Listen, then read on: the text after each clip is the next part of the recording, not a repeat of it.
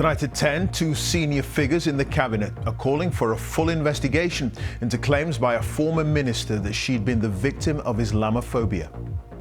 Nuzgani says she was told when she was sacked in part because of her Muslim faith. If there's ever any complaint like this, particularly one as serious as this, a formal complaint should be made and it would then be investigated.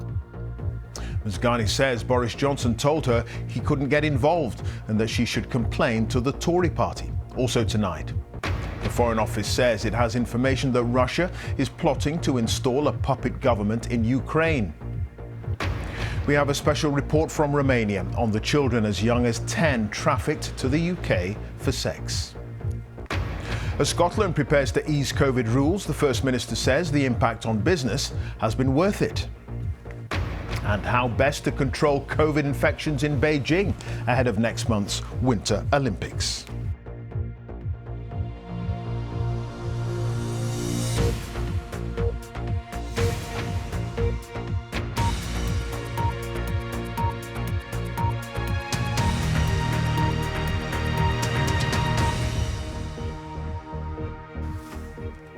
Good evening. Two senior members of the cabinet say they want a full investigation into claims by a former minister that she'd been the victim of Islamophobia. Nuzgani says she was told she'd been sacked as a transport minister 2 years ago, in part because of her Muslim faith. She also says that when she told Boris Johnson what happened, he told her he couldn't get involved. The Conservative Chief Whip, Mark Spencer, says he'd been speaking to Ms. Ghani about why she'd been sacked, and he says her allegations are completely false. Downing Street says the Prime Minister had invited her to make a complaint, but she didn't do so. Here's our political correspondent, Damian Grammaticus. This is a critical week. His leadership already in question. Boris Johnson's actions are now under even more scrutiny. What are you hoping to hear today? Nuzgani is a senior backbencher. She's spoken out against the Taliban, led a campaign to have China's repression of Uyghur Muslims recognised as genocide, and is proud of this moment. I congratulate my honourable friend on her appointment. When she became the first Muslim woman minister to speak at the dispatch box in the Commons to a cheer. Minister Nusrat Ghani. Mr. Speaker, this government is committed to improving state... She lost her ministerial post in a reshuffle in 2020. She told the Sunday Times that when she asked for an explanation from party whips, she was told her Muslimness was raised as an issue in reshuffle discussions. Her Muslim woman minister's status was making colleagues uncomfortable, and if she persisted in raising the issue, she would be ostracised by colleagues and her career and reputation would be destroyed. Yeah, so all is gone. The Chief Whip, Mark Spencer, last night took the unusual step of outing himself as the person who talked to her and said, "These accusations are completely false and I consider them to be defamatory.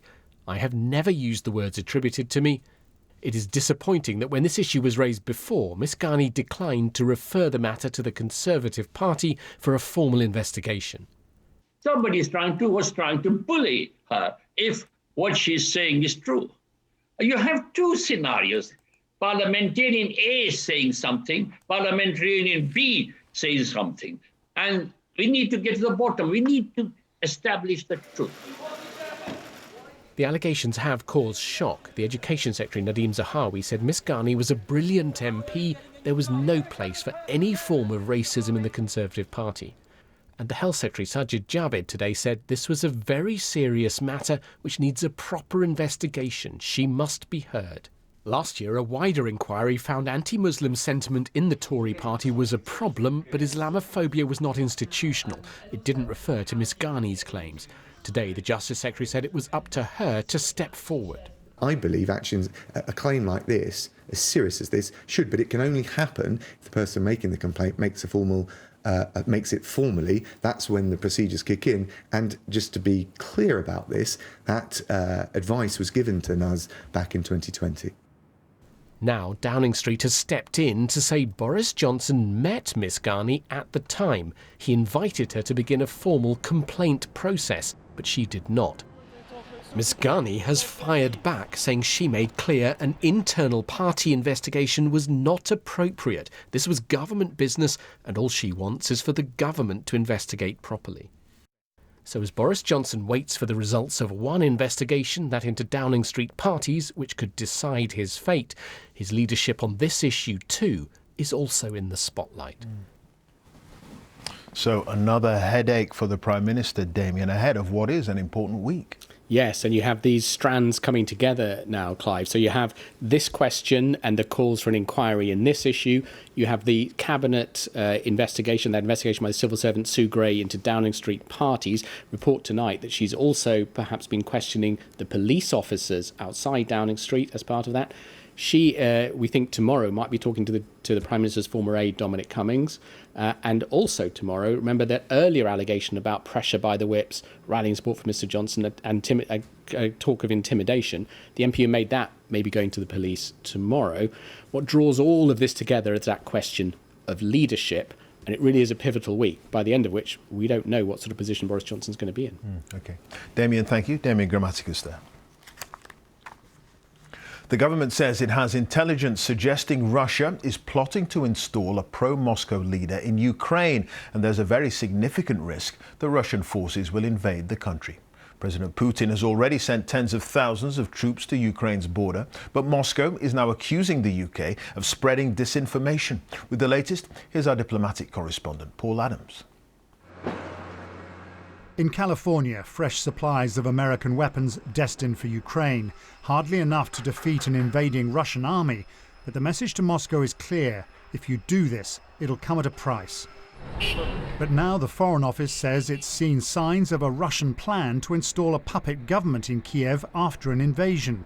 Pro-Russian politicians in contact with Russian intelligence officers involved in planning the attack. It says this former Ukrainian MP, Yevhen Murayev, is being considered as a future leader by the Kremlin. He denies it. Ukrainian officials seem unfazed.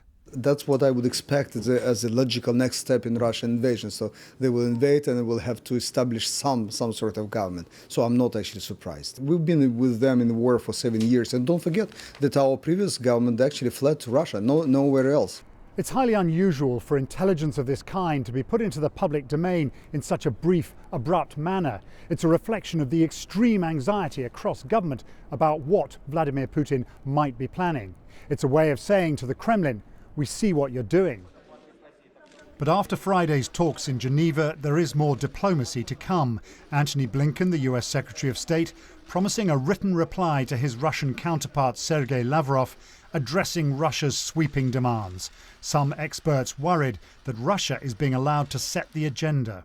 It's asking for a demilitarized Eastern Europe and a denuclearized continent, so that the only forces threatening Europe are Russian ones, and the only nuclear missiles that can threaten European capitals are Russian ones. That ought not to be a situation that's acceptable to anybody in the rest of Europe.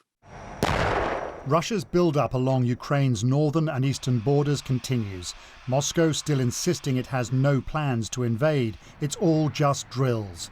But it's now been 10 months since Russia started massing troops here, a gun held to Ukraine's head for almost a year. What's really being planned behind the Kremlin walls? As the troops assemble and the political plots swirl, the West is still left guessing. Paul Adams, BBC News.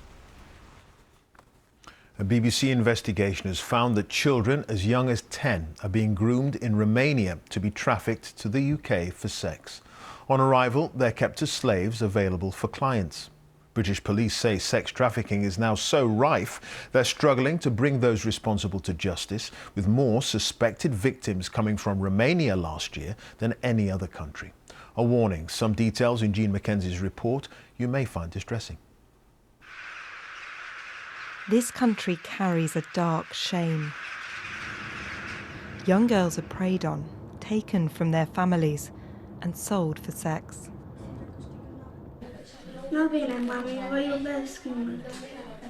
Daniela is hiding at this safe house in a remote corner of Romania. She and all the children here have been tricked into prostitution by traffickers pretending to be their boyfriends. This sinister method of recruitment is called the lover boy. I have a 13-year-old girl right here who's desperately trying to get back to her 52-year-old lover boy. When she runs away, she tells the police, I love him. That's a photo of her with her trafficker. Yeah. She calls him Yubi. Yubira means love. The girls are groomed for export. Many are brought to the UK, where the big money is. N-am avut alte alegere să vin, să ajung în Regatul Unit, că mi-a amenințat că mi-a copilul, mi-o omoară pe mama. Elena was rescued from a flat in the West Midlands after being left for dead by her trafficker. Același lucru, să te culci cu diverse bărbați. How many men used to come each day? Să zic așa, aproximativ, dacă vineau 10, 20.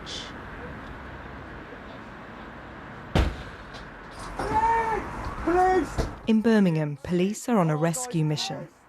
Say going low key and they're screaming. Inside, they find 4 Romanian women who they think have been trafficked. 24 missed calls. Yeah, that'll be their punters. But the women say they're here voluntarily, meaning officers have no choice but to leave them here. This is happening in every corner of the country. Sex trafficking is rife in the UK. I don't think we've got anywhere near the true picture of how many victims there are there. We don't know where to go to. We don't know where to go and visit. The houses, it's just a normal house on a normal street. People will have neighbours who are victims of sex trafficking. Getting the women on side is Colin's best chance of catching the traffickers. Hey, are you okay? We're actually police officers. But it rarely works. Cases hardly ever make it to court. Yeah, it's okay. Don't worry, don't be scared. The girls' distrust of police starts long before they reach the UK. Back in Romania, we've found sometimes when they disappear, police don't investigate. This family has a remarkable story. They've just been to rescue their daughter from traffickers by themselves after the police, they say, refused to help them, something police deny. Deci aici e locul unde am găsit-o pe portbagajul mașinii. Ea era drogată. Vreau să vă spun că în portbagaj era drogată, nici nu putea să stea în picioare. How was the drive? Andrea was taken when she was just 12 years old. Da, eram doar o sclavă pentru ei.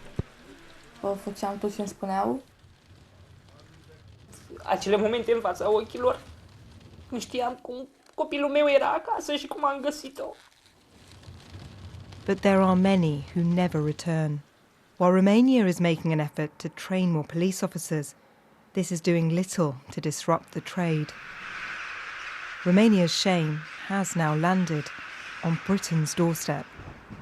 G. Mackenzie, BBC News. And you can watch Jean's documentary Sold, Sex Slaves for Sale. That's on BBC Two tomorrow night at 11:15, or you can see it now on the BBC iPlayer. And details of organisations offering information and support on this issue are available online at bbc.co.uk/actionline, or you can call for free 0800 077 077 anytime to hear recorded information. Let's take a look at some of the day's other top stories. And 5 teenagers have been arrested on suspicion of murder following the fatal stabbing of a 16-year-old boy in Greater Manchester. Kenny Carter was found injured in a street in Stretford yesterday evening and died later in hospital. The police are urging anyone with information to come forward. The Queen has flown by helicopter to Sandringham from Windsor Castle, where she's expected to spend the next few weeks. Rising COVID infections meant the traditional family Christmas at her Norfolk estate had to be cancelled as a precaution. Now, Scotland's First Minister Nicola Sturgeon says the impact of COVID restrictions on business and hospitality have been worth it in the battle against the virus. On the eve of some rules being eased, she said she understands the measures have had a very adverse effect, but that they've helped put Scotland firmly on the downward slope. Our correspondent Alexandra Mackenzie is in Glasgow for us this evening. Alexandra, what are the measures being lifted tomorrow? Well, these restrictions were put in place around Christmas time. That was because of the Omicron variant. But because cases are now coming down, the First Minister has been able to ease some restrictions last week and will ease the rest of those restrictions from tomorrow. And from tomorrow, nightclubs will be able to reopen once again. But you will still need a proof of vaccination, and the booster will now be part of that. Also, large indoor live events will be able to go back to normal from tomorrow. There will no longer be a cap on the number of people that can attend. And social distancing between different groups indoors will also be removed. That will obviously help places like theatre and hospitality. Now, the First Minister has stood by her decision to put these restrictions in place. She has said it was worth it, even though she knew it was extremely difficult for businesses, particularly for hospitality. But the Scottish Conservatives said today that the First Minister just can't bring herself to admit that these restrictions that she put in place over Christmas were totally unnecessary. Alexandra, thank you. Alexandra Mackenzie there in Glasgow. The government's latest coronavirus figures show there were almost 74,800 new coronavirus infections recorded in the latest 24-hour period, but that figure doesn't include Scotland. 75 deaths were reported. That's of people who died within 28 days of a positive test, though there will be some who died of other causes. On vaccinations, almost 36.9 million people have had a booster jab, which means just over 64% of those aged 12 and over have now had 3 vaccine doses. It's 2 years since China locked down the 10 million inhabitants of the city of Wuhan, where COVID first emerged. The move helped keep the national death toll low, according to official figures, at just under 6,000. But as Beijing prepares to host the Winter Olympic Games next month, fighting the virus has become a major priority. Here's our China correspondent, Robin Brandt. 27 days into lockdown, confined to her apartment. Hello, 我是森林有阳. Senlin is one of millions in China still subject to the ultimate COVID control. When COVID hit Wuhan, the country didn't have much experience dealing with the outbreak. But now it's different. It's better. She's in Xi'an, a city famous for its motionless army of terracotta warriors. But normal life for 13 million people there has come to a halt. There's fresh evidence, too, that some people have just had enough. So, is zero COVID in China the new normal? China is still manufacturing and construction driven. All these activities can be isolated. So that's why zero COVID sense so far makes sense. But this country has deeper problems to deal with. A huge debt, a faltering property market, as well as the hyper-vigilance against more COVID spikes. It's difficult to take a scientific survey, but there does appear to be widespread support for the government's policy on COVID, because you get this, it looks quite normal. But no one knows the answer to the big question. How long will it go on for?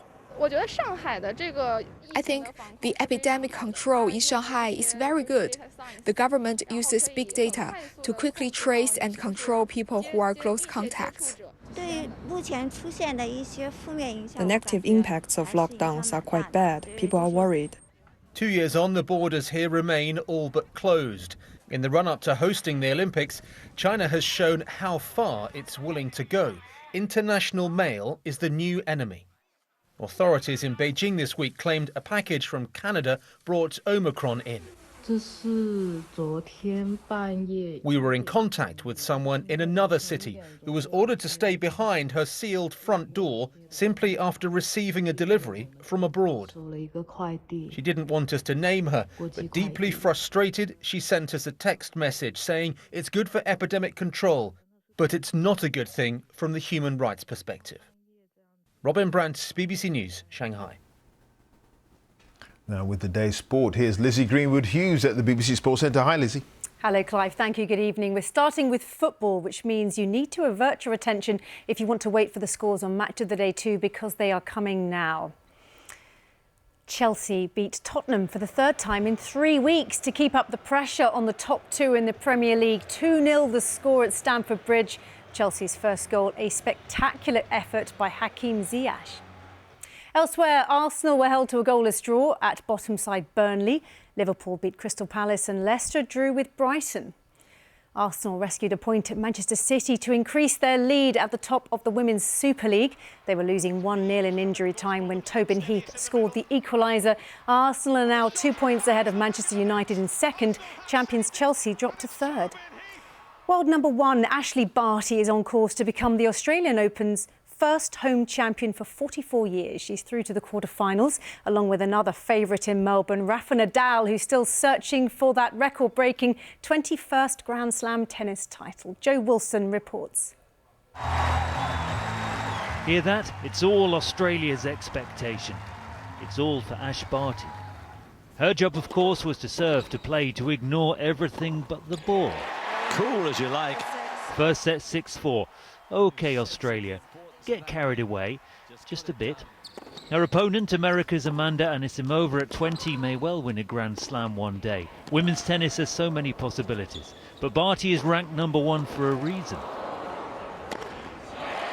When she finds her best level, well, who can live with it? Second set 6-3 into the quarter-final, but Melbourne sees the future. Ash Barty's the only champion they can imagine. After 20 years in professional tennis, something new for Rafael Nadal. 16 points to win a tiebreak. A staggering first set against Adrian Mannarino.